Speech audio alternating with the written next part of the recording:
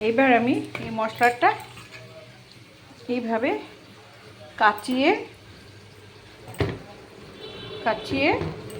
দেখুন এই দিয়ে দিলাম, একটু জল দিয়ে ধুয়ে একটু মশলাটা এইভাবে জল দিয়ে দিলাম। দেখুন আর কিছু লাগবে না, একটু নেড়ে চেড়ে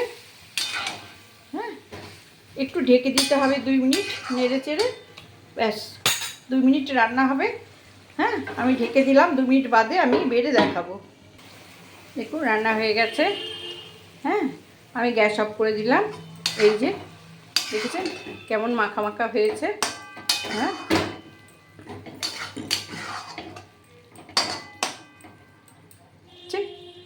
কেমন সুন্দর হয়েছে। এবার আমি বেড়ে দেখাচ্ছি। দেখুন আমি তুলে দেখাচ্ছি।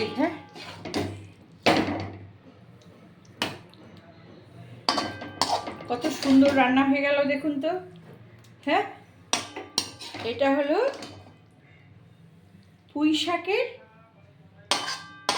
পোস্ত, পুঁই শাক পোস্ত সবজি দিয়ে।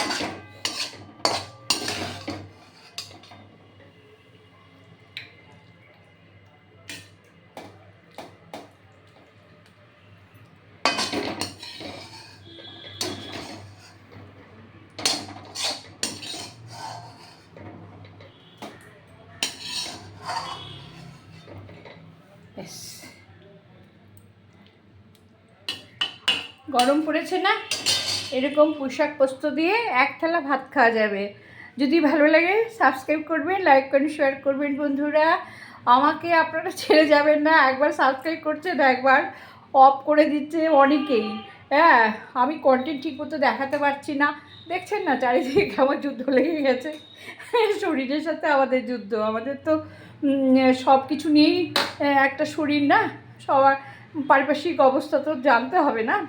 ঠিক আছে বন্ধুরা, ঘরের শাকসবজি দিয়েই আপনাদের রান্না করে দেখাচ্ছি। ওকে বন্ধুরা, ভালো থাকবেন, লাইক করে শেয়ার দেবেন, আমাকে ছেড়ে যাবেন না। আপনাদের ধৈর্য ধরে ভিডিওটা দেখার জন্য অসংখ্য ধন্যবাদ বন্ধুরা, রাখছি।